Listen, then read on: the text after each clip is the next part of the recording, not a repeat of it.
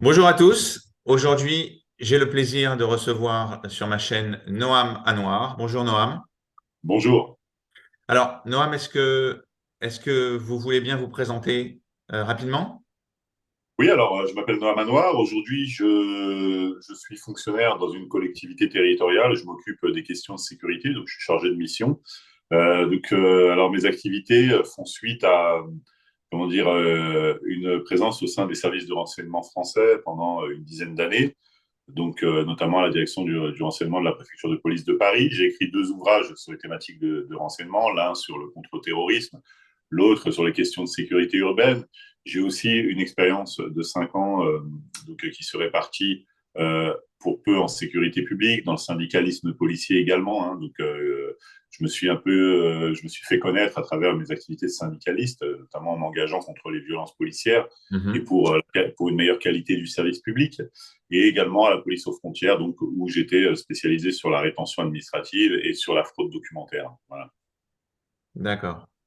Alors, donc là, à l'heure où on parle, tu n'es plus dans la police? Je te tutoie en fait, c'est plus facile Ah oui, pour bien moi. sûr, il n'y a aucun problème. Alors non, je suis plus. Alors physiquement, non, je ne suis plus dans la police. Je suis fonctionnaire de police, mais j'ai bénéficié de ce qu'on appelle un détachement. C'est-à-dire que la police m'a mis à disposition d'une mairie dans le cadre d'une entente mutuelle, hein. Je travaille actuellement dans une mairie, mais je n'ai plus de pouvoir de police. Je n'ai pas de pouvoir de constatation judiciaire. Je ne dresse plus de procès-verbaux. Je ne suis pas armé. Voilà, je travaille D'accord, vraiment comme un fonctionnaire de la fonction publique territoriale. j'ai compris. Mm. Donc, dans ton livre, on va commencer par le premier thème que je voulais aborder. Dans ton livre, tu as écrit un livre qui s'appelle La France doit savoir, qui était paru Mhm. en 2019. Tu évoques le malaise dans la police. Donc, par malaise, on va parler vrai. On parle de suicide et de malaise général des policiers. Quand j'ai vu ça, j'ai pensé, j'ai ça en tête. C'est la policière qui s'appelait Maggie Biskupski et qui s'est suicidée avec son arme de service parce qu'elle était choquée des violences qui étaient faites à l'égard contre les policiers. Est-ce que c'est un phénomène?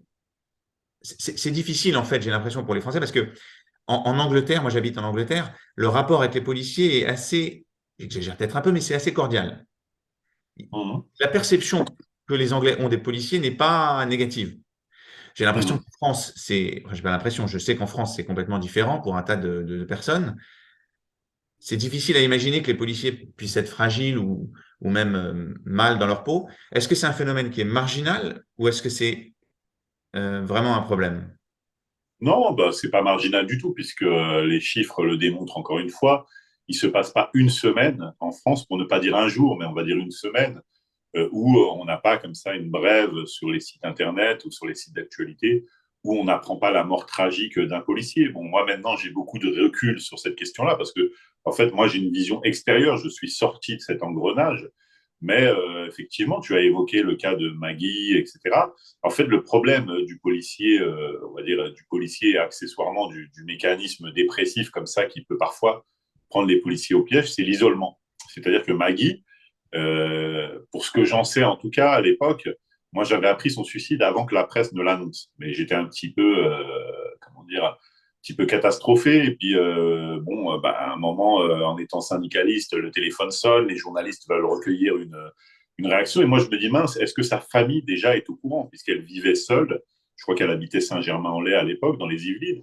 Je me dis, est-ce que déjà, avant de pouvoir l'annoncer dans la presse et répondre à la presse, est-ce que sa famille a été informée de ce qui s'est passé? Parce que c'est quand même une mort tragique, une mort Mhm. brutale. Moi, j'avais décidé en tout cas de ne pas prendre parti, de ne pas commenter cette affaire. Et quand je parlais d'isolement, bah, c'est parce qu'elle a pris à un moment les devants des règles policières, des règles administratives en violant le devoir de réserve, donc en s'exprimant dans la presse sur les questions qui rendaient la vie des policiers impossible à l'époque, hein, parce qu'on avait quand même je me souviens que le mouvement des policiers en colère était né quand même d'une double tentative d'homicide où des policiers avaient été carbonisés dans leur voiture par des gens parce qu'ils surveillaient un point de trafic de stupéfiants. Et donc, on avait créé à un moment ce mouvement. On l'avait créé, non, parce que ce n'était pas un mouvement structuré, à l'époque, en tout cas, où moi, j'y ai participé. À un moment, bah, elle s'est retrouvée comme d'autres dans une position dans le viseur de l'institution. Donc voilà, à un moment, la hiérarchie et elle a découvert un jour qu'elle avait été trahie par les gens qui l'entouraient. C'est-à-dire qu'ils avaient créé une association. Bon, c'était pas des gens très expérimentés dans la gestion associative. Alors, il y avait des accusations ou des soupçons de détournement de fonds, c'est-à-dire d'abus de biens sociaux, parce que l'argent de l'association avait été géré d'une façon un peu opaque, mais pas forcément de façon malveillante. Et elle a été dénoncée au parquet de Versailles par des gens qui étaient ses propres collègues dans l'association, sans doute, alors je peux le supposer, j'en ai pas la preuve, pour faire plaisir peut-être à la hiérarchie en disant bah, tenez, elle est dans votre viseur, on vous la porte sur un plateau. Et puis voilà, et puis hop, on la dénonce au parquet, on la lynche dans l'espace public, c'est ce qui était prévu, je pense, c'est-à-dire l'accuser, l'acculer comme ça devant tout le monde, en disant bah, vous voyez finalement, hein, on se sert de la cause des policiers, puis au final on fait du fric. Voilà, c'était quelque chose qui était programmé.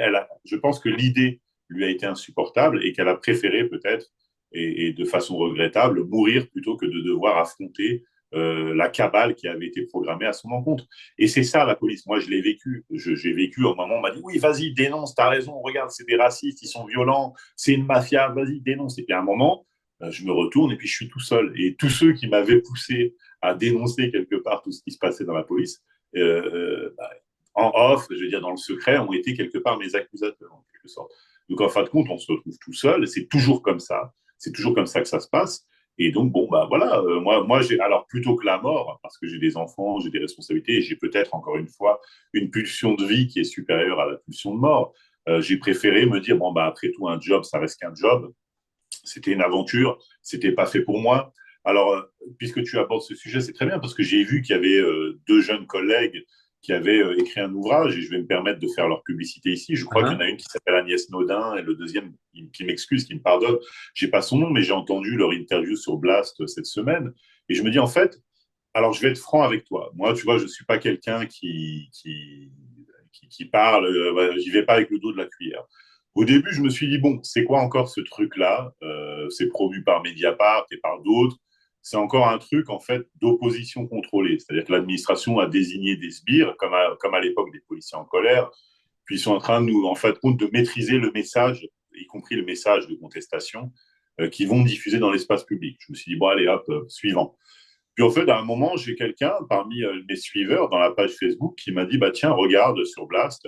Puis j'ai regardé avec l'esprit de neutralité. Parce que moi, je suis connu pour ça. Je suis plutôt quelqu'un d'assez neutre. Donc je me dis, tiens, je vais leur donner leur chance. Je vais écouter ce qu'ils ont à dire.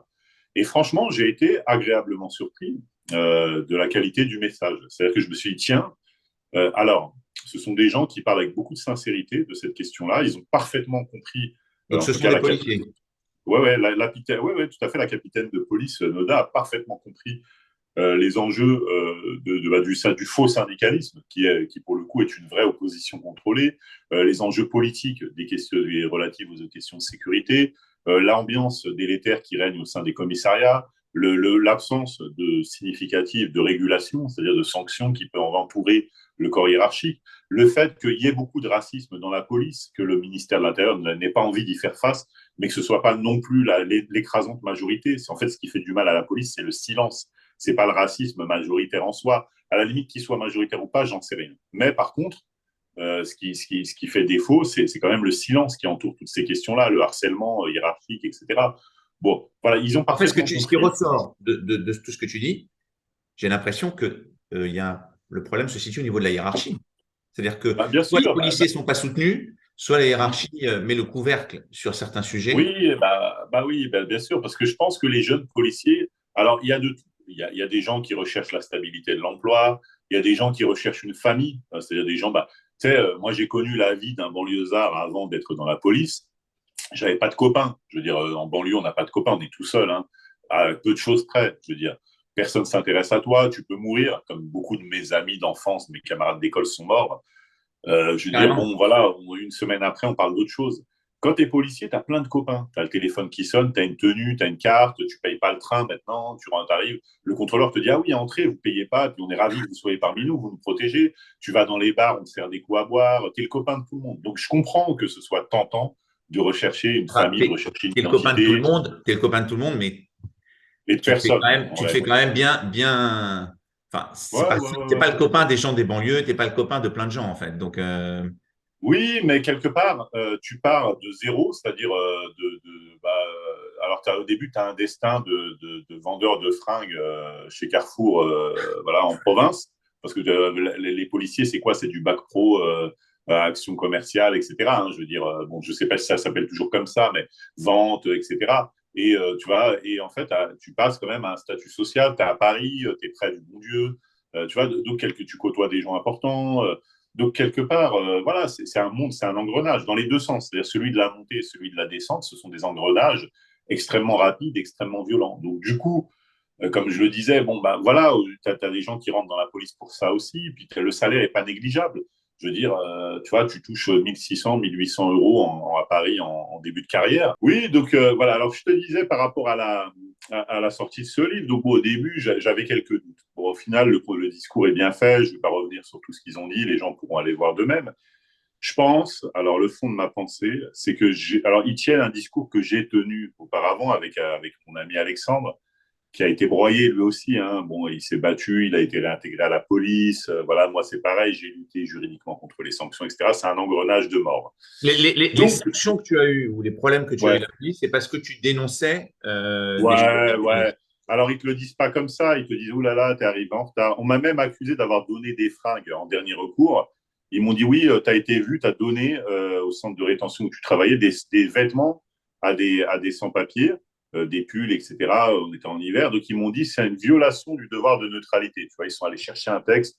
Bon, en gros, à ce niveau-là, il ne faut plus discuter. Tu leur dis, bon, OK, j'ai compris, on ne s'aime pas, c'est vous qui commandez, allez, au revoir. Tu vois, je pense qu'il y a un moment, il faut monter le niveau, il ne faut pas descendre au caniveau avec les gens. Bon, bref, je ne vais pas revenir là-dessus, je l'ai largement fait ailleurs. Et donc, comment dire, c'est bon, voilà, pour moi, ça s'est soldé comme ça. Je pense que la police, avec toutes ses qualités et tous ses défauts, n'était pas prête à voir un arabe défendre ses intérêts. Voilà, je pense qu'il y a des policiers qui étaient d'accord avec moi, qui se sont dit non, toi, tu peux pas porter notre parole, tu n'as pas la bonne tronche. Donc aujourd'hui, c'est d'autres personnes qui le font, ils le font bien. Moi, je dois leur reconnaître qu'ils le font bien. Je pense comme eux, donc je les soutiens, même s'ils m'ont rien Tu demandé. penses vraiment que Ouais. c'est tes origines ou le fait que tu Bien sois… sûr, bah oui, bah, dans la procédure disciplinaire, ils n'ont pas arrêté de me rappeler que j'étais musulman. Moi, j'ai rien demandé, j'ai pas prié, je suis pas venu bosser avec mon tapis de prière pour, tu vois, je veux dire, voilà, donc il y a un moment, c'est bon, tu vois, tu vois, la police, c'est quelque chose de très intrusif. Ils te font des enquêtes de moralité. Moi, j'ai eu, comme j'ai bossé au renseignement, l'enquête d'habilitation secret défense. J'ai été sur écoute, ils m'ont surveillé. Donc, il y a un moment où tu leur dis stop, c'est bon, quoi. Je veux dire, alors, pardon, hein, je vais parler un peu cru. Je suis d'accord pour travailler, je suis d'accord pour m'investir, je suis d'accord pour exercer des missions sensibles. Mais il y a un moment, laissez ma famille tranquille, laissez mes racines, laissez ma religion, laissez. Tout à Tu vois, il y fait. a un moment où je vais pas. Il y a quelque chose Ouais, que je ne comprends pas. Il y a quelque chose que je ne comprends pas. vas-y, Ça flotte vas-y. dans ma tête. Tu as été au renseignement, Ouais, tu as été secret défense. ouais. Donc, comment ils peuvent, comment ça peut leur venir à l'idée ou comment on arrive à une situation où ils te reprochent tes origines ou ta religion. Tu as été quand même dans des endroits très stratégiques. Ouais, bah écoute, c'est l'histoire de France. Toute la France, l'histoire de France, y compris dans l'armée française, a fonctionné comme ça. C'est-à-dire qu'on a pris des tirailleurs sénégalais, hein, il y a un film qui sort en ce moment Mhm. là-dessus, et puis on les a virés comme des malpropres. Puis quand ils avaient tous, quand il en restait 14 et puis qu'ils avaient 95 ans, on leur a dit, ah, bah, on va vous octroyer une pension à vie, on va revaloriser votre pension. Il y a eu des harkis. Alors moi, je suis d'origine algérienne. Je suis pas harki, je suis pas descendant de harkis. Mais en tant que Français, je dois reconnaître que ce qui est arrivé aux Harkis, c'est quand même une terrible injustice. C'est-à-dire qu'on Mhm. les a utilisés et après on les a parqués comme du bétail, comme ça, dans des trucs. Et puis, allez, 70 ans après, on te dit, ouais, peut-être qu'on a mal fait. Tu vois, mais ça y est, ils sont tous morts. Je veux dire, maintenant, bon, c'est important quand même de le faire. Et c'est les interprètes afghans, d'accord, les femmes afghanes. Là, en ce moment, on est en plein dedans. On s'est servi des interprètes afghans en leur disant, oui, mais venez, on a besoin de vous pour faire de l'interprétariat. Et puis ensuite, bah, quand on aura terminé votre contrat, on va vous rapatrier en France. Et puis on s'est barré. Et on a pactisé avec les talibans en plus. Hein. L'ambassadeur de France à Kaboul, il t'a fait une émission, il t'a expliqué que finalement, on a remis les clés du pouvoir aux talibans et que les talibans ont sécurisé le convoi avec le raid hein, qui servait à rien. Je veux dire, tu vois, pour rapatrier avec C'est-à-dire, la diplomatie. quand tu dis, C'est comme ça. je vois ce que je comprends ce que tu dis, Ah mais ouais, bien sûr. Ouais, ouais. il y a plein de Français, même pas d'origine maghrébine ou voilà ce qu'on aime appeler les Français de souche, qui peuvent, euh, qui peuvent avoir eu l'expérience d'être complètement laissés tomber par l'État français. Ah oui, Alors, je suis d'accord avec toi, il n'y a pas besoin d'être arabe, effectivement, pour subir la traîtrise et, je veux dire, l'indignité de l'État français. Ça, je suis d'accord avec toi. Mais ça n'explique pas, c'est pas, si tu veux, la logique ne s'inverse pas forcément. Je pense que systématiquement, la question qui est faite de l'utilisation des minorités en France pour exercer des missions plus ou moins sensibles, y compris au plan politique, est pas claire. Je veux dire, regarde, honnêtement, tu vois, je veux dire, tu prenais le modèle anglo-saxon puisque tu es à Londres, je veux dire, tu vois, Sadiq Khan, c'est un vrai maire, quoi, c'est pas un pantin, tu vois, honnêtement. En France, au plan politique, je suis désolé, mais j'ai aucun respect pour les gens qui acceptent d'être instrumentalisés en raison de leurs origines. Tu vois, je veux dire, il y a, moi, quand je vais à la PHP, dans les hôpitaux, je me fais soigner par des médecins, principalement algériens, d'accord, mais il y a de tout. Ou africains parfois, okay, sénégalais, maliens, c'est des vrais médecins. Mais eux, ils font pas de politique, ils ne demandent pas Bien à sûr. être mis en avant, que ce soit, ils font leur taf, tu vois. Mais dans certains domaines, je suis désolé, franchement, c'est guignolesque, quoi. Y compris dans le monde policier, hein. On laisse parler des gens, c'est guignolesque. Je veux dire, on ne supporte pas les hommes d'origine maghrébine. Dans la société française, il y a un vrai problème. Il y a une chaîne de télé, de TNT, qui tourne plein pot sur cette question-là. Ça fait 4 ans qu'on donne la parole à Zemmour tous les soirs pour qu'il nous explique à quel point c'est gênant d'avoir des Arabes en France. Il faut être réaliste. Donc, quand on n'a pas le choix, on se retrouve au pied du mur parce qu'on ne veut pas que ça se voit trop. Alors, on va mettre un noir, parce que les noirs, on arrive à peu près à supporter. Puis en plus, il y a la mémoire de l'esclavage, c'est un peu plus ancien. Allez, de temps en temps, on va peut-être mettre un Kabyle, hein, Zidane, qui a gagné la coupe et tout. Donc, c'est pas pareil, c'est pas tout. On va mettre une rebeu parce qu'elle est jolie, puis que c'est un peu plus supportable. Mais voilà, ça ne traite pas le fond du problème. Le fond du problème, c'est qu'on a un pan de population qui est laissé pour compte.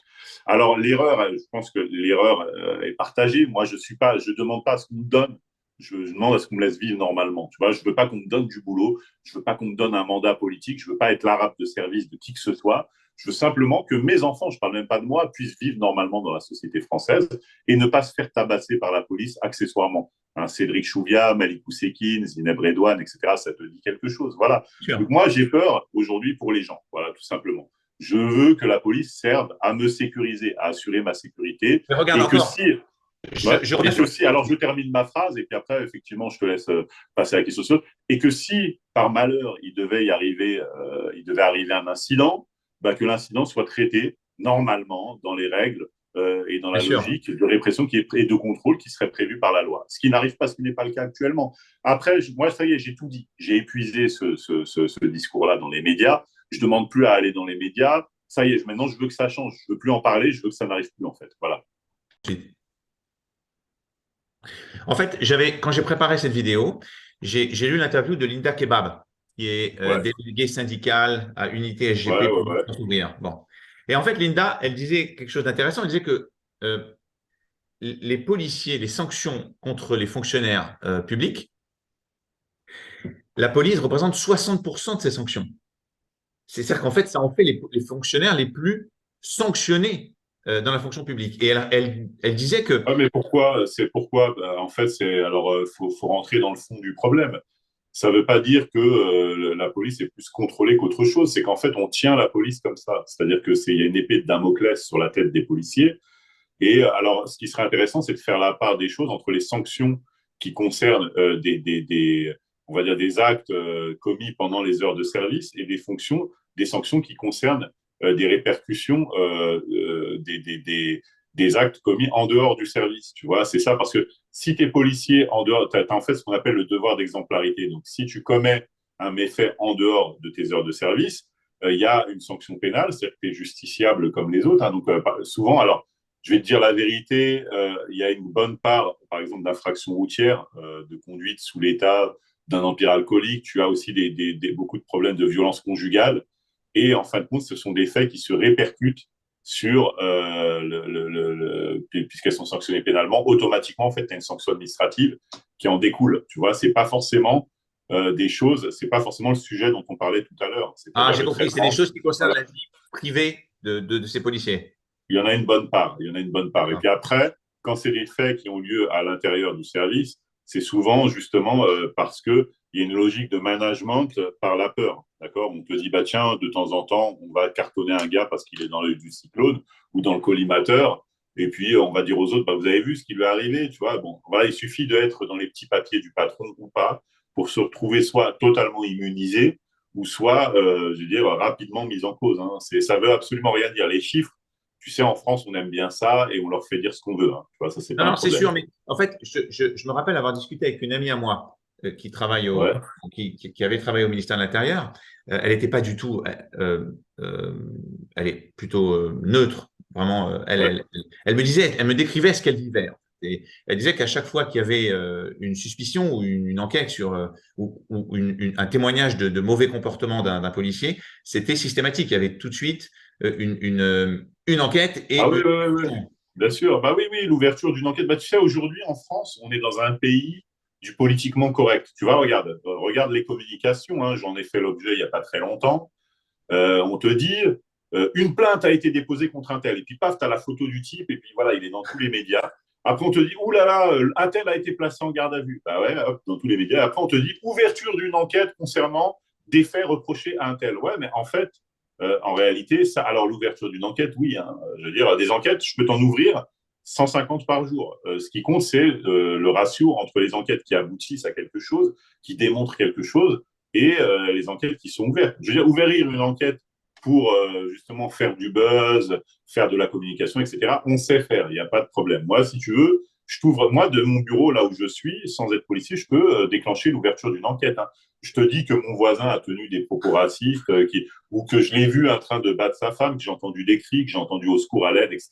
On va ouvrir une enquête. Je peux te dire que l'enfant du beau-frère de mon instit, etc., ou de ma femme de ménage, tu vois, qui n'existe pas d'ailleurs, je veux dire, maltraité ses enfants, que l'enfant avait des bleus partout, etc. Ça ouvre une enquête. C'est la logique de l'administration dans toute sa splendeur. Je veux dire, mais ça, non, il n'y a pas de problème. Le c'est, trouillomètre à zéro, l'IGPN, on connaît la légende, l'IGPN, le trouillomètre à zéro. Mais, alors pourquoi est-ce que tu as eu des gilets jaunes qui se sont fait tabasser, des épaulés, etc., et que on n'a pas un seul policier qui n'ait fait un jour de prison à cause de ça. ah, je voulais y Michel revenir Zecler, sur les on en gilets est où? jaunes. Je voulais y Michel revenir sur Zecler. les gilets jaunes. Je voulais juste avoir. Ouais, Moi, personnellement, je trouve ça assez honnête de dire que, de mon point de vue, moi, je ne suis pas dans le policier, hein, mais de ce ouais, que ouais, je ouais, bien vois de sûr. l'extérieur, les conditions de travail et même la société fait que policier, c'est quand même, certes, pour certains policiers, c'est quand même beaucoup plus dur. Quand tu penses à la technologie, par exemple, Ah le ouais, fait ouais, que ouais, ouais. n'importe quelle arrestation se fait filmer par les téléphones, je veux dire, c'est quand même. Et Ouais, puis, ouais. t'as Alors vachement en plus fait, de. oui, alors ça existe. Je suis d'accord avec toi, ça existe. Après, l'idée, c'est quel discours on tient, quel ratio on exprime quand on parle à la population. Je veux dire, l'IGPN, on en parlait. Moi, j'ai des amis journalistes qui me disent, bah, on a fait des articles qui critiquent l'IGPN et on n'a pas été invité au bilan annuel de l'IGPN parce que voilà, ils sont pas contents qu'on les critique. On est quand même en France, merde. On n'est pas, tu vois, on n'est pas dans un Donc, pays tiers. l'IGPN, c'est ceux qui surveillent les policiers. Ouais, voilà, tout à fait. Donc, il y Hmm. a un moment où, je veux dire, moi, tu vois, je me fais contrôler régulièrement. Je me fais contrôler, que ce soit pas forcément par la police, même par. Hier, je suis allé dans un endroit bah, qui nécessitait justement une fouille à l'entrée, un bâtiment de service public. Bah, on m'a dit, monsieur, votre sac, passez sous le portique. Et j'accepte le contrôle, je me soumets au contrôle. Donc, pourquoi est-ce qu'on fait comme ça, on crispe le débat sur les organes de contrôle de la police. Moi, en tant que policier, tu vois, je te l'ai dit, j'ai été mis sous écoute, j'ai fait plein de choses, etc. De toute façon, j'avais pas trop le choix que d'accepter puisqu'on me le disait pas, mais je veux dire, tu sais que ça existe, bah, le contrôle, voilà, il existe. Il y a un moment où après, c'est la latitude. Quand tu es contrôlé dans ta vie privée, etc., c'est un peu lourd à porter. Bien Effectivement, je sûr. te le concède, le métier de policier n'est pas facile vu de cet angle-là. Mais je veux dire, bon, le contrôle policier, il existe. Si les gens, tu vois, tu parlais du modèle, je veux dire, anglo-saxon tout à l'heure, les bobbies, etc., ils portent pas d'armes, ils travaillent tout seuls. Quand un bobby contrôle une infraction, par exemple une infraction d'excès de vitesse, il peut verbaliser pour excès de vitesse, même s'il n'a pas de radar. On ne va pas remettre sa parole en question, tu vois.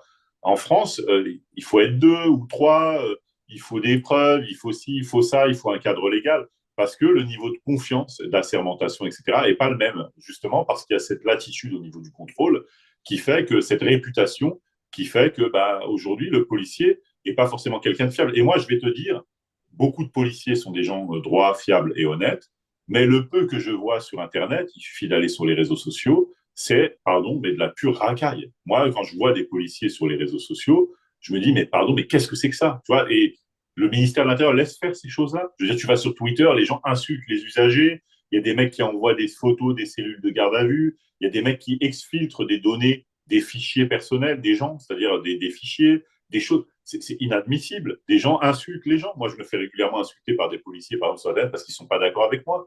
Mais ça sort d'où, ça? T'es policier, tu insultes les gens. Tu vois, je veux dire, à un moment, tu vois, moi, je pense qu'il y a un sérieux problème en France. Mais à la limite, je vais te dire, ce débat-là, je l'ai eu il y a quelques années, j'en suis sorti et je m'en fous. Tu vois, moi, je me dis, ça y est, le service public est mort, celui de la police, comme la santé, comme l'éducation nationale, etc. C'est des choses qui sont en Ah, voie. tu penses que c'est plus comme avant, c'est-à-dire ça ne remplit plus. Ouais, ouais, ouais. Bah oui, aujourd'hui, on est en train de créer une société de toute façon de la prestation privée, de la privatisation, où on te dit tu veux de la sécurité, bah, habite à Levallois-Perret ou à Neuilly-sur-Seine, tu n'auras pas de problème de sécurité. Déjà, la police nationale est très bien dotée, mais tu as des polices municipales, tu as des sociétés de sécurité qui surveillent les bâtiments, etc. Tu n'auras pas de problème de sécurité. Mais par contre, ailleurs, tu risques de rencontrer quelques difficultés. Donc, si tu veux, voilà. Tu vas aller aux urgences de l'hôpital public, vas-y. Par contre, on ne garantit pas que tu vas être soigné convenablement. Hein. Même, des fois, tu vas ressortir les pieds devant. Des fois, je dis bien des fois. Et bah, tu risques d'attendre très longtemps avant d'être pris en charge. Par contre, à côté, si tu veux, à 10 km, ou à 5, ou à 3, ou à 500 mètres, tu as la clinique privée. Tu vas peut-être payer 40 euros de plus. Ou si tu as une bonne mutuelle, d'ailleurs, tu vas peut-être rien payer de plus. Mais par contre, tu vas être pris en charge immédiatement. Tu vas être soigné, etc. Comme dans les règles de la. L'éducation, c'est pareil. On le sait aujourd'hui. L'école publique, dans X% des cas, c'est pas viable. D'accord? Il y a des problèmes, il y a de la surpopulation, etc. Va à l'école privée, ça va très bien se passer pour toi. Donc la sécurité, elle échappe pas à la règle. Hein. Je veux dire, c'est comme ça. C'est triste. Si on revient sur les Gilets jaunes rapidement, quand j'ai lu un petit peu sur les Gilets jaunes, mais ça fait longtemps, j'avais regardé Wikipédia, je n'ai pas une confiance aveugle dans Wikipédia, mais quand même, j'avais vu Ouais.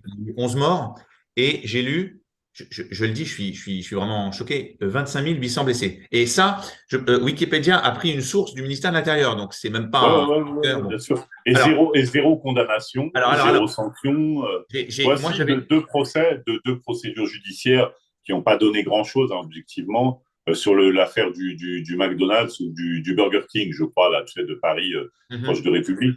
Bon, voilà, je veux dire, parce qu'il y avait des images, parce qu'on ne pouvait pas dire que ça, on pouvait pas donner une autre explication qu'on tournait. Mais je veux dire, il y a quand même eu des morts, il y a eu des choses. Bah, Donc, il y a écoute, eu moi, cette femme de 73 ans, je me souviens parce que à l'époque, ouais, Geneviève Leguet à Nice, tout à bien fait, sûr. ouais, Ouais, ouais. et qui a, Et qui a puis été. l'enquête camouflée, l'enquête complètement camouflée. Le policier Je qui dit oui, rappelle mais juste qu'elle a été donc, comment dire, balancée au sol. Elle a eu une fracture du crâne, les côtes ouais, cassées. sa tête a heurté, elle a été poussée, sa tête a heurté un pilier, un plot anti-stationnement, Et je me effectivement. rappelle que Et elle notre. avait un drapeau, hein, elle avait un drapeau Peace and Love, tu vois, elle avait juste ça, elle venait manifester C'est parce qu'elle extrêmement était drôle. inquiète, elle était inquiète pour les générations qui suivaient, elle était inquiète pour ses enfants, pour ses petits-enfants. Mais je Et me on lui a rappelle que fracturé le crâne. le président Macron, à l'époque, je crois le jour d'après ou le surlendemain, dans les journaux, avait dit que une personne de cet âge ne devrait pas aller à ce genre de manifestation et il recommandait vivement à Geneviève de devenir plus sage. Voilà, c'était ça le commentaire. Bref, ça c'était vraiment pour le petit mot, mais Écoute, on va pas y passer des heures, pardon de te le dire comme ça, mais on sait que ça ne marche pas, on sait que c'est pas net, que c'est pas transparent, que ça ne va pas. C'est tout, quoi. Je veux dire, voilà, on va pas. est-ce que tu ne peux pas dire que sur les gilets jaunes, Hmm. c'est un problème de la hiérarchie? Il y a beaucoup de gens qui ont dit, des policiers qui ont témoigné pour dire que la hiérarchie, en particulier la préfecture de police, s'est plus préoccupée de protéger les bâtiments plutôt que ses propres hommes. Ça, c'est ce que j'avais entendu à l'époque. Et aussi qu'il y a eu une erreur stratégique que on a vidé les ronds-points et on a ramené tout le monde à Paris, donc tous les gilets jaunes, ce qui fait que tu as des groupuscules comme les Black Blocs, par exemple, qui se sont intégrés et qui ont commencé je ne dis pas ça pour excuser les policiers, je dis juste, il y a un contexte. Parce que c'est vrai que je me mets à la place d'un policier qui est face à une bande de gens et il reçoit des projectiles, etc. C'est très facile face à mon écran de dire reste calme, détends-toi et faire des Bah coupures. écoute, moi je suis pas du maintien de l'ordre, moi je suis du renseignement, et dans le renseignement, la particularité de ces services, c'est de faire de l'aide à la décision, du conseil, de l'analyse, pour éviter justement les risques de troubles à l'ordre public, quels qu'ils soient, que ce soit le risque terroriste, le risque de manifestations violentes, etc., etc. Bon, il y a eu des problèmes à tous les niveaux, que ce soit dans la pratique, la mise en pratique du maintien de l'ordre, dans les pronostics, les diagnostics, etc. Ça a pêché à tous les niveaux, et y compris d'ailleurs dans la régulation par la suite. Donc, écoute, bon, Non, mais c'est il y a pas eu la des première violences, fois, c'est sûr. c'est sûr qu'il y a eu des violences. Ces chiffres que je t'ai donnés sur le nombre de Non, mais il blessés. aurait fallu que ça n'arrive pas. Donc, il y avait des choses à décider en amont, en aval. Par exemple, l'interdiction des manifestations, la répression de tout manifestant, la verbalisation, l'augmentation du tarif des amendes, etc. Ça a été des erreurs. Le fait de ne pas transiger sur, par exemple, la taxation des carburants, ce qui était au départ le motif de protestation, ça a été une erreur. Et regarde aujourd'hui où on en est. Les gens sont terrorisés à l'idée d'aller manifester. Mhm. Ils sont fiscalisés, c'est-à-dire qu'il y a des amendes qui ont augmenté, 135 euros, qu'on peut difficilement contester, pour des gens qui manifestent justement pour du pouvoir d'achat. Et aujourd'hui, voilà, non seulement on a augmenté le tarif des carburants, mais on a augmenté celui de l'électricité, celui des matières premières, celui de l'alimentaire, celui des transports, etc., etc. Donc, ils ont gagné leur combat quelque part. Moi, je pense qu'il y a eu des moments de clivage où, alors, quand on a réprimé les manifestations et quand on a accepté l'interdiction de ces manifestations, ça a été un moment de clivage pour la démocratie. Et la réélection de M. Macron a été aussi un moment de clivage. Moi, Je voulais évoquer le sujet de la délinquance et je voulais avoir ton avis, juste te poser une question. Alors, je sais que c'est très à la mode d'utiliser des datas, comme on dit, des données, et même dans les matchs de foot, maintenant, ils parlent de statistiques tout le temps. J'en ai vu une qui était intéressante. Elle m'a semblé intéressante parce qu'elle couvre une longue période. Euh, Depuis 2001, de 2001 à 2019, il semblerait que les homicides et les tentatives d'homicide hors, en excluant les vols, ont augmenté de plus de 70%. Donc je trouve ça assez intéressant comme chiffre. Et j'ai vu aussi que entre 2021 et 2022, ça n'arrête pas d'augmenter. Donc les viols, tentatives de viol, les coups et blessures volontaires sur les plus de 15 ans, etc. Il y a deux façons d'analyser les choses en France, de ce que je comprends. Il y en a qui disent, souvent classés à gauche, que la délinquance, c'est une vue de l'esprit. Il y a toujours eu de la délinquance en France. Il y a toujours eu des voyous et que les médias se font l'écho de ça et créent de la peur chez les citoyens qui ont l'impression d'être en insécurité. D'accord. Et il y a les gens, pas forcément à droite, mais en tout cas qui disent que ça a atteint un niveau qui était, je pense à Auberton, par exemple, qui a écrit des livres là-dessus, qui disent que ça a atteint un point de non-retour, que c'est catastrophique et que on va vers ils disent que la guerre civile, c'est pas une question de est-ce qu'il y en aura une, mais c'est quand est-ce qu'il y en aura une. Mais il y en aura une. Où tu te situes par rapport à ça? bon, moi, je dis en fin de compte, bon, il y a une dégradation du niveau de service public. Donc, fatalement, la nature ayant horreur du vide, il y a tout un tas de personnes qui n'agissent pas ou ne se comportent pas comme en ayant conscience d'une vie en société, mais ils se disent, bon, bah, à un moment, voilà, ils se comportent comme s'ils étaient tout seuls. C'est-à-dire que je te donne l'exemple d'un automobiliste, bah, il y en a qui vont ralentir s'ils voient des radars, et il y en a qui vont respecter les limitations de vitesse en se disant, bon, de toute façon, bah, on ne vit pas dans une société anarchique, il y a des règles et puis il faut les respecter. Donc je pense que, bon, bah, alors dans les tentatives d'homicide, pour revenir sur les chiffres, ce qu'il y a, c'est, bah, alors il y a l'accès au dépôt de plainte qui est beaucoup plus facile qu'avant. Maintenant, on peut déposer plainte sur Internet. Il y a il y a également les actes terroristes qui ont quand même beaucoup joué sur les chiffres parce que l'entreprise terroriste, c'est aussi un homicide. Hein, et donc, quelque part, quand on a eu environ, je ne sais pas, 300 morts, je crois, en l'espace, ben, depuis 2015, en passe. Bon, on a eu quand même une augmentation des chiffres. On a eu quand même des gros attentats en France, d'accord, l'attentat de Nice, l'attentat du Bataclan, etc., qui a fait monter les Il y a un chiffres. vrai danger pour toi là-dessus ou pas? Parce que Là, il y a toujours à bas bruit comme ça des attaques au couteau. J'ai l'impression que c'est devenu un peu, les gens sont devenus fatalistes. Je pensais à ce ouais, médecin ouais. qui s'est fait égorger devant l'école de ses filles. Il y a toujours, j'ai l'impression que Ouais, c'est il y a eu une prof de la l'attaque. semaine dernière, je crois, à Saint-Raphaël, il me semble. Donc voilà, oui, c'est dans l'air du temps, c'est qu'on est une société qui s'américanise, et donc naturellement, aujourd'hui, pour un oui ou pour un non, on est susceptible de se faire agresser ou de se faire tuer. Je veux dire, la mort encore par arme ou par arme à feu, ça reste une éventualité, mais il y a des lynchages, il y a des affrontements entre bandes, etc. On est dans une société qui tend vers la violence parce que justement, c'est l'absence de sécurité qui fait que voilà, parce qu'on diminue la présence physique c'est doctrinal, c'est-à-dire en se disant, bon, bah, on va mettre des caméras de vidéosurveillance, on va instaurer du contrôle facial, etc. Mais le problème, c'est qu'une fois que la personne est morte, c'est sûr que les caméras de vidéo aident à remonter l'enquête. Quand on a des enlèvements d'enfants, comme ce qui s'était passé pour cette jeune fille dans le Gard le mois dernier, effectivement, on arrive à remonter sur des pistes, la petite Lola, etc. Mais le problème, c'est qu'en prévention, on a effectivement des gens qui considèrent que bah, s'il n'y a pas quelqu'un qui est une personne présente pour un dispositif pour s'interposer physiquement, les personnes font comme si elles étaient seules. C'est-à-dire que bon, voilà, c'est comme ça de la société.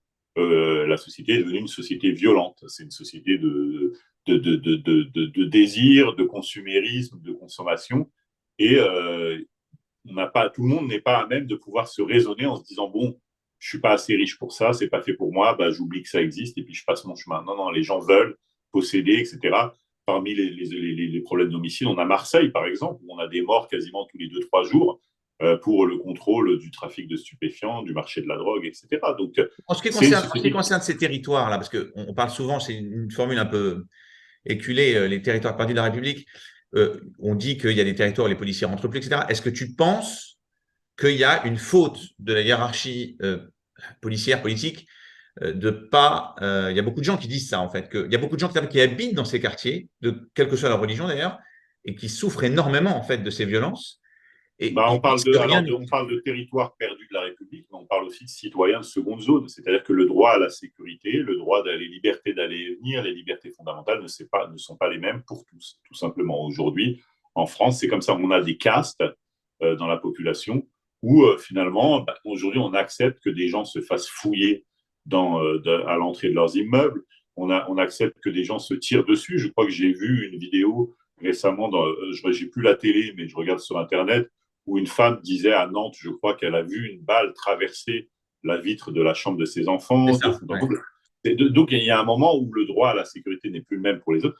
Et la seule solution, je dois le dire, la seule solution pratique et urgente pour les gens, c'est de choisir leur lieu d'habitation. Le Covid a eu au moins ce mérite, c'est de faire en sorte d'organiser le télétravail, d'organiser le travail à distance. Et on a énormément de familles qui vivaient en région parisienne qui ont vendu leurs biens pour pouvoir, je ne vais pas dire s'expatrier, mais se déplacer en province, dans des zones rurales, pour pouvoir échapper à l'insécurité, aux Mais comment bouchons. tu fais? En Euh, fait, ce que tu dis, c'est très triste parce que d'abord, il y a des gens qui ne peuvent pas déménager financièrement. Ils ne peuvent pas. C'est-à-dire que j'ai entendu à Nantes, ces familles-là, parce qu'il y a des associations qui se créent à Nantes, des familles qui disaient qu'ils sont désespérés parce que financièrement, ils ne peuvent, leur appartement ne vaut plus rien. En fait, c'est devenu la zone, enfin, c'est devenu ouais, et puis ils sont près de leur travail, donc ils ne peuvent pas se délocaliser, ils Donc, ne en peuvent fait, pas pour ces payer le gens-là, transport. ce Ouais, qui ouais, est tout à fait. intéressant, Ils ne peuvent pas mettre leurs enfants à l'école privée parce que l'école ben privée, non, c'est minimum 300 euros par mois. ben oui. Donc voilà, c'est comme ça. On est en train d'organiser une société de caste où le service public, l'accès au service public, les libertés ne sont pas les mêmes pour tout le monde, et y compris en matière de sécurité. Je veux dire, on arrive à dégager parfois, à mobiliser, je me souviens à l'époque des Gilets jaunes, 150 escadrons de gendarmerie pour sécuriser, pour contrer des manifestations, mais on ne peut pas organiser, par exemple, la sécurisation des quartiers sensibles qui représentent en tout et pour tout, allez, peut-être une petite centaine de villes en France. Mais Et donc, pourquoi on ne peut voilà, pas le faire? Pourquoi on ne le fait pas? parce qu'on ne veut pas le faire. C'est là que je veux en venir. On ne veut pas le faire. On n'a pas d'alternative pour pouvoir organiser la vie dans certains quartiers en dehors du trafic de stupéfiants. On sait très bien que si on neutralise le trafic de stupéfiants, par exemple, on n'aura pas d'alternative à proposer à toute une génération, à toute une population qui vit du trafic de stupéfiants. Le préfet de Seine-Saint-Denis l'a dit, l'ancien préfet, dans une interview au moment du confinement. Il voulait ouvrir une banque alimentaire. Il y a un article dans le Parisien qui en parle, parce que le confinement a gelé l'activité du trafic de stupéfiants dans le département, et on avait tellement de familles qui vivaient de ce trafic de stupéfiants qu'elles étaient en train de crever de faim. Voilà, c'est l'État, le représentant de l'État qui le dit. Donc voilà, le radicalisme religieux, etc., c'est des choses que je connais, on allait y venir. Il y a des élus qui vivent du communautarisme. On a même des élus communautaristes qui ont pris aujourd'hui des mairies. Moi, je l'entends dans certains départements, Tu veux il dire y a en des fait des maires. élus qui font des compromis ou qui Bien s'arrangent? sûr, mais bien Ouais. sûr. Il y a des élus qui participent activement ou de façon passive, soit alors dans le meilleur des cas activement au communautarisme, à l'organisation du communautarisme, pour en faire un communautarisme électoral et jouer gagnant-gagnant. On a des élus qui participent de façon passive à la radicalisation de la jeunesse, qui décernent, qui organisent des lieux de radicalisation, de communautarisation, parce que ça va dans le sens de leur avantage. Le discours d'une certaine partie de la gauche, hein, on ne peut pas la criminaliser en entier, c'est de dire restez dans votre misère, restez dans votre radicalité religieuse, restez dans vos communautés, mais votez pour nous et puis on vous laissera tranquille. On va même vous organiser la possibilité de le faire en essayant de pactiser comme ça et là, avec des responsables communautaires. Il y a des villes où on a des responsables communautaires qui ont quand même accédé à des responsabilités et qui disent mais c'est trop bien une mairie, au moins avec le trafic de stupes, il y a le risque d'aller en prison. En mairie, on peut gagner du pognon en toute transparence et en toute légalité, tu vois. Et, et comment dire. Et on a des élus qui organise également, je veux dire, la radicalisation violente. C'est connu, on le sait. On le Qu'est-ce que sait. tu veux dire par organiser la radicalisation violente? Donne un exemple. Bien sûr. Alors, je ne peux pas nommément citer des villes ou quoi que ce Bien soit, sûr. Ouais. mais on a des villes où on a des imams, juste avant les élections, qui sont mobilisés pour des imams fichés S, par exemple, qui sont mobilisés pour voter pour des candidats. Voilà, ça fonctionne. Je veux dire, ce sont des solutions qui fonctionnent. Moi, j'ai une ville, je peux à disposition de toute personne intéressée, mais la presse est muselée, elle est complètement verrouillée de ce point de Mhm. vue-là. Moi, j'ai des tracts comme ça où le maire figure comme ça avec des fichiers S et on dit, bah tiens, voilà, un tel responsable communautaire appelle à voter pour un tel. Et ça fonctionne parce que dans les familles, bah, il y a des enfants, c'est des familles nombreuses, etc.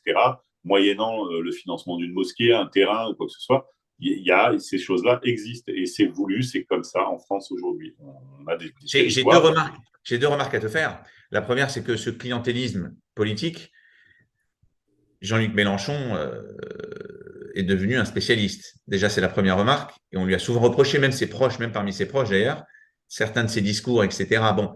Et la deuxième remarque, c'est que ce que tu dis maintenant tout de suite, pas ce que tu disais depuis tout à l'heure, mais c'est quand même assez convergent avec ce que dit Eric Zemmour sur ce Alors, sujet. la France insoumise a bon dos. Je pense que c'est loin d'être les seuls. C'est pas la presse, en fait. Moi, je suis dans le réel. Hein, je lis pas le journal. Hein. Donc, la presse a bon dos. On essaie de criminaliser certains élus. Pas que Jean-Luc Mélenchon. Hein, on a essayé de criminaliser le président de l'UDI à un moment, Jean-Christophe Lagarde. Mhm. J'ai envie de dire, c'est pas. Alors, moi, je peux témoigner que c'est loin d'être le cas. C'est pas la presse qui désigne les élus fautifs. Moi, je pourrais facilement te montrer que ce n'est pas le cas. Que, au contraire, par exemple, la ville de Drancy, dans laquelle je travaille, c'est peut-être une des rares villes de Seine-Saint-Denis qui soit cosmopolite et où les Juifs peuvent habiter, aller faire leurs courses, prier, mettre leurs enfants à l'école Ah, il publique y a encore des sans juifs crainte. à Bien Drancy. sûr, il y en a Ah, d'accord. beaucoup. Mais c'est pas partout. Après, il y en a aussi à Épinay-sur-Seine, il y en a au Raincy, d'ailleurs, c'est principalement dans les villes de droite, hein, faut pas se mentir. Mais Drancy, la particularité de Drancy, c'est qu'elle est cosmopolite. Au Raincy, par exemple, l'ancien maire se vantait d'accepter de ne pas payer, de payer des pénalités pour ne pas organiser le logement social. À Épinay-sur-Seine, ça existe. C'est plutôt une mairie qui est bien gérée, mais elle est en bordure d'autres départements. La communauté juive d'Épinay-sur-Seine, c'est des gens qui achètent des logements parce qu'elle est très implantée, par exemple, à Anguin-les-Bains, qui est une ville voisine, bourgeoise du 95.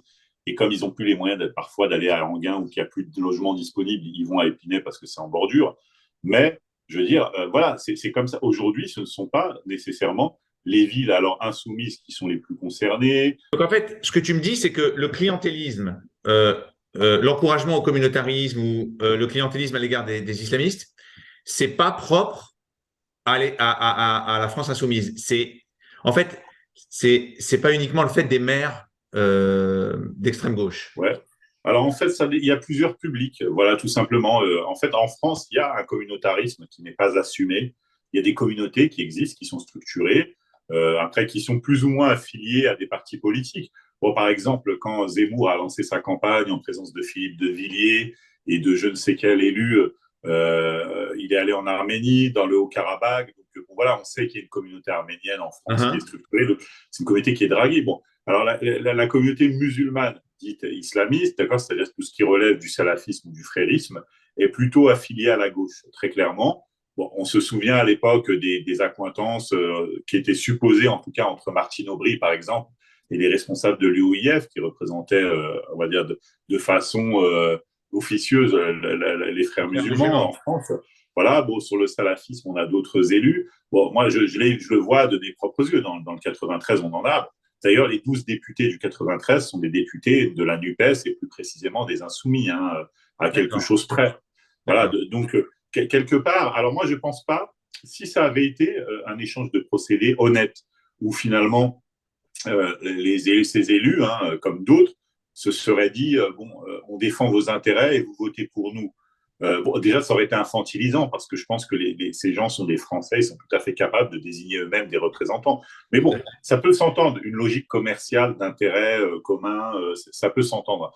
Mais je ne pense même pas que ce soit le cas. Je pense qu'il y a vraiment un marché du désespoir chez des populations, comme on le disait tout à l'heure, qui sont des populations de caste inférieure, des citoyens de seconde zone. Puis finalement, les élus, bon, les défendent comme ça dans le discours médiatique. Mais en fait, au final, de façon très concrète, il ne se passe absolument rien. Je veux dire, quand tu vas voir ton député, tu lui dis, bah voilà, moi j'ai une difficulté. Il dit, ah non, mais moi je suis pas maire, j'ai pas de pouvoir. Allez, je vais te faire un courrier. Tu vois ce que je disais tout à l'heure.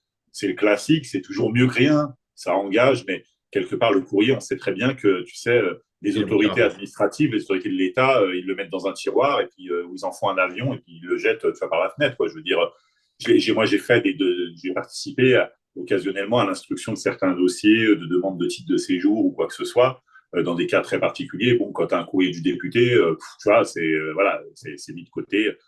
Aucun intérêt sur la balance, ça pèse zéro.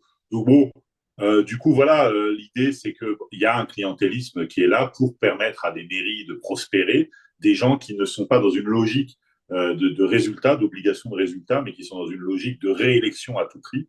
Et donc, bah, naturellement, voilà, on construit des parcs HLM, on donne des HLM, on baptise, on donne un terrain pour une mosquée, on fait ci, on fait ça. Il y a plein d'arrangements, mais effectivement, les voix aujourd'hui des responsables communautaires musulmans et dont les islamistes, hein, qui existent, c'est pas un terme, je dirais, il y a quelque chose derrière ce terme-là, il y a des négociations avec des élus, avec des candidats qui se font sur les territoires. Ça existe, voilà.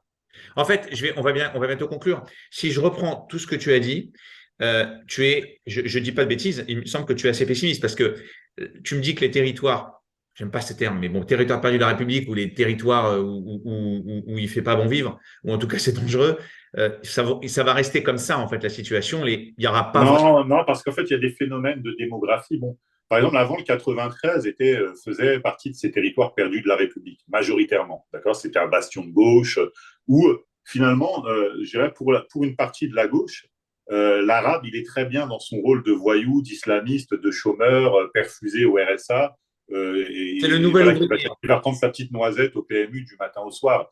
Donc, du coup, le problème, ce qui s'est posé comme problème, c'est que ces populations ont fini par gêner à proximité de Paris, compte tenu de l'augmentation de la valeur foncière.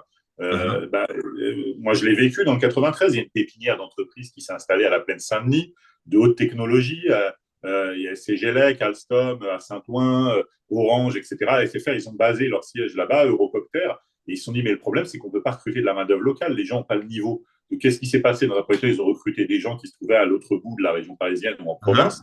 Et puis au final, bon, les autorités ont fini par dire bon bah écoutez, vous êtes bien sympas les uns et les autres, mais il y a des gens qui bossent ici, qui sont des actifs et qui ont besoin effectivement de venir habiter ici pour travailler à côté de chez eux.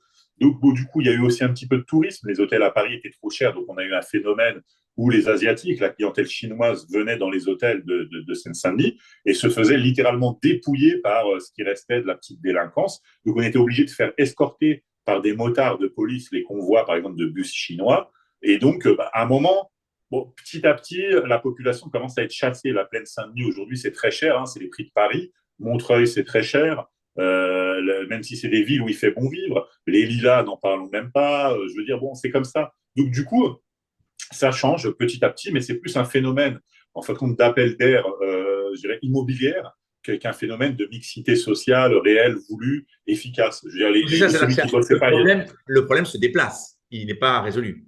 Ah ouais, bah, il y a un réseau de transport, il y a le métro, on est en train de pousser le métro jusqu'à Aulnay-sous-Bois, Blanc-Ménil, etc. C'est pas pour que le chômeur puisse aller se balader à Paris. Hein. Si on fait ça, c'est parce que on est en train en fait, de remplacer la population, mais pas nécessairement dans le sens qu'on pense. C'est plutôt dans le sens où bon, on est en train de faire de la place au profit justement bah, des actifs qui vont travailler sur Paris et dans les entreprises qui se trouvent en périphérie de Paris. Hein. Voilà, c'est en train de devenir quelque part l'ensemble de l'Île-de-France va ressembler au 92 par la suite. D'accord, ah, c'est intéressant. À la Ouais. défense, ouais, voilà. Hmm. Ça veut dire, ouais, Voilà. ouais. Bon, ben, on va finir. Je vais te demander juste, j'ai l'habitude de demander ça à mes invités. Je pense connaître la réponse. Sur la France en général, dans les décennies qui arrivent, ou même pas les décennies, mais à moyen terme, est-ce que tu es plutôt optimiste ou plutôt pessimiste? Alors moi, je pense que je suis plutôt pessimiste, mais pas par nature. Ça veut dire que moi, mon discours, il est plutôt pessimiste, il avait plutôt été alarmiste jusqu'ici. D'ailleurs, je suis présent sur les réseaux sociaux, je fais beaucoup de farces parce que je considère que la vie est une farce au final. Quand on Uh-huh. a voté à droite, puis à gauche, puis à droite, puis à gauche, puis au centre, on s'aperçoit que finalement, en fait, il vaut mieux quasiment ne pas voter. J'aimerais pas avoir à le dire, mais ça change pas grand-chose. Donc, quelque part, il nous reste le plaisir, il nous reste la philosophie, il nous reste Bien les belles sûr. rencontres, il nous Uh-huh. reste l'art, la culture.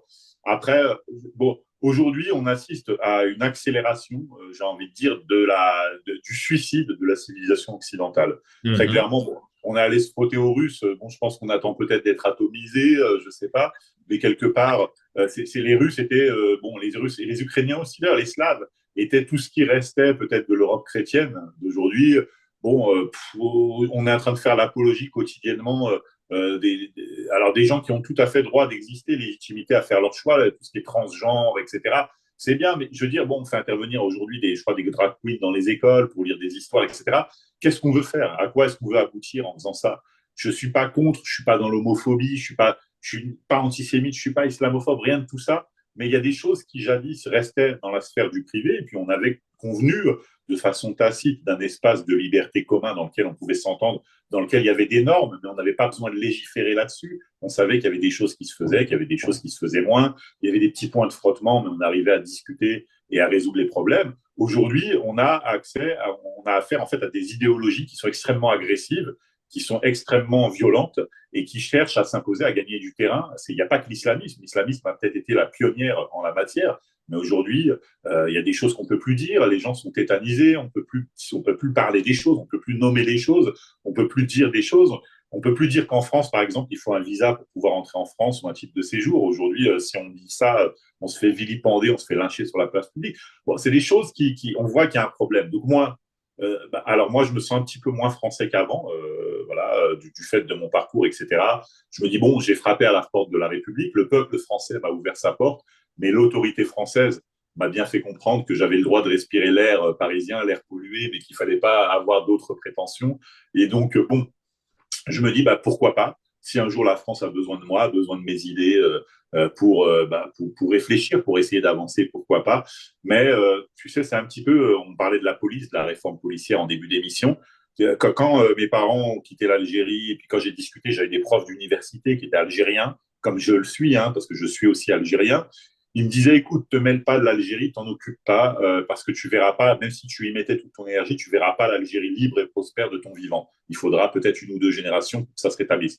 Là, je crois que le travail de destruction de la France est tellement important et tellement rapide et tellement que quelque part, le travail de démantèlement de tout ce qui a été fait, que je suis pas sûr de revoir la France que j'aime de mon vivant. Voilà.